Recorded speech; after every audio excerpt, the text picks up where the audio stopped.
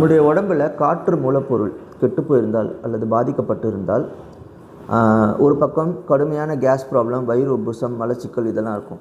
அதே நேரத்தில் கையை மேலே தூக்க முடியாத அளவுக்கு ஃப்ரோசன் ஷோல்டர்னு சொல்லக்கூடிய தோள்பட்டை வாதமும் இருக்கும். இந்த ரெண்டுத்துக்கும் என்ன சம்மந்தம் அப்படின்னா, இது ரெண்டுமே உங்கள் உடம்பில் இருக்கக்கூடிய காற்று மூலப்பொருள் பாதிக்கிறதுனால தான் வருது.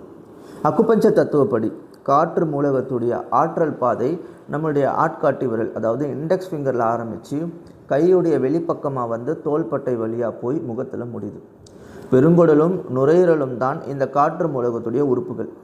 அதாவது லங்ஸ் அண்ட் லார்ஜ் இன்டெஸ்டைன் இந்த ரெண்டுமே காற்று மூலகத்துடைய உறுப்புகள். இப்போ இந்த பாதையில் எனர்ஜி பிளாக் ஆகும்போது என்ன நடக்கும் அப்படின்னா, கீழே பெருங்குடலில் காற்று தேங்கி பயங்கரமான கேஸு, வயிறு உப்புசம், கான்ஸ்டிபேஷன் இதெல்லாம் உண்டாக்கும்.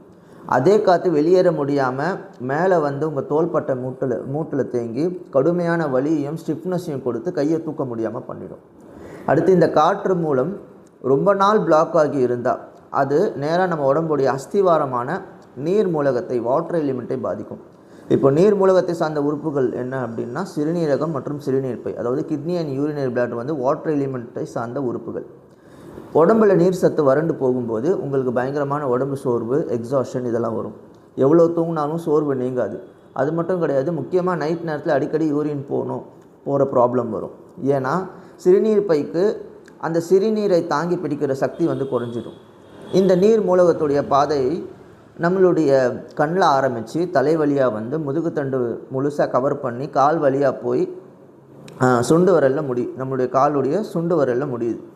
அதனால்தான் நீர் மூலம் நம்மளுடைய உடம்புல குறையும் போது முதுகுத்தண்டுலேயும் இடுப்புலையும் ஒரு விடாத நாள்பட்ட பாரமும் கடுமையான இடுப்பு வலியும் நமக்கு வரும்.